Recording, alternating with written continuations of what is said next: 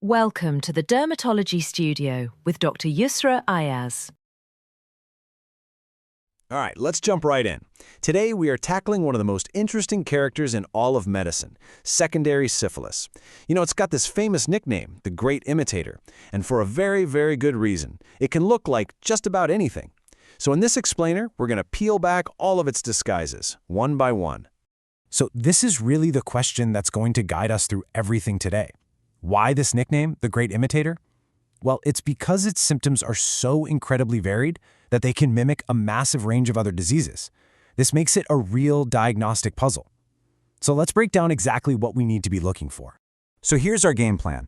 We're going to start with the classic rashes and some of the more distinctive skin lesions. Then, we'll cover what it does to the hair, nails, and mucous membranes. After that, we'll dive into the deeper systemic effects and, of course, wrap it all up with some key takeaways for a quick review. Sound good? Let's get started. Okay, our investigation begins right where you're most likely to see it first, the skin. These rashes are often the biggest initial clue that you could be dealing with secondary syphilis. First on our list is the macular, or roseolar rash. Now, the keywords you need to lock in your brain are non-itchy, non-scaly, and symmetrical. You're thinking of these faint, coppery red spots that just kind of pop up all over the body. A lot of the time, this is the very first sign you'll see on the skin. And here's a perfect example of what we're talking about. See that diffuse, symmetrical pattern of reddish spots all across the patient's back? It can be pretty subtle, but this is an absolutely classic presentation. Okay, now for something a bit more specific. Leukoderma syphiliticum. This one is fascinating. It's a really unique change in pigment. What you get are these lighter, hypopigmented spots that really stand out against a darker, hyperpigmented background. And the classic spot to find this is on the neck. And this leads us to a sign that has one of the most memorable names in medicine, the necklace of Venus. I mean, the name just perfectly describes that visual, right? This lacy, necklace-like pattern. It's a very specific clue you'll want to keep in your back pocket. All right, let's shift gears to the papular rashes. These are the raised lesions, the bumps. The key here is knowing the difference between the two main types, and it all comes down to their scales. The Papulosquamous type has these thin scales that flake off pretty quickly. But the late papular form, that one has much thicker, almost massive layers of scales that you can just easily peel away. And here we go. You can see those characteristic coppery red papules. Now here is an absolutely critical point to remember. Look for them on the palms of the hands and the soles of the feet. That specific location is a huge red flag for secondary syphilis. Up next, let's dive into some of the more distinctive skin lesions. Now, these might not be as common, but I'll tell you what, when you see them, syphilis should jump right to the top of your list of possibilities. Within that maculopapular category, we've got two really important variants. First, there's the Lichenoid syphilide, which, as the name suggests, can really mimic lichen planus with its itchy, flat-topped lesions. And then you have the Corymbose syphilide, which has this beautiful and very memorable pattern, a large central papule with smaller little satellite papules all around it, kind of like a flower. Seeing these two side by side really clarifies things. On the one hand, you've got the scattered lesions of the Lichenoid type, and that's in stark contrast to that clustered, flower-like arrangement of the Corymbose type, two totally distinct patterns. Next up, Condyloma lata. Now, it's important to know these are not warts. They are hypertrophic, moist, flattened papules. The crucial detail here is their location. They love warm, moist areas, so you're going to find them in places like the groin, under the arms, or other skin folds. And here's another lesion with an unforgettable name. Corona veneris. It literally translates to the crown of Venus. And what it refers to is this really distinct line of papules that forms right along the hairline on the forehead.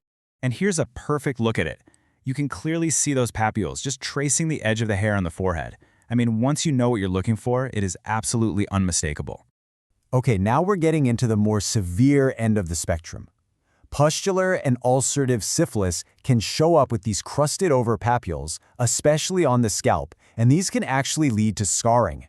And in patients who are immunocompromised, things can escalate into a really aggressive form we call Lues maligna.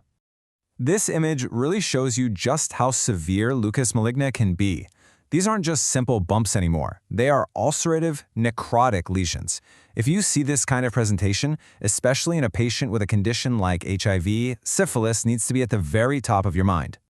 So we've focused a lot on the skin, but the great imitator does not stop there, not even close.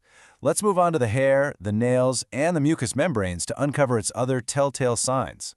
When it comes to hair, the classic description you'll always hear is moth-eaten alopecia. It's a non-scarring, very patchy kind of hair loss. And for the nails, you can see inflammation around the nail fold, which is paronychia, or an actual infection of the nail bed called onychia. And here it is, that moth-eaten look. See how it's not complete baldness?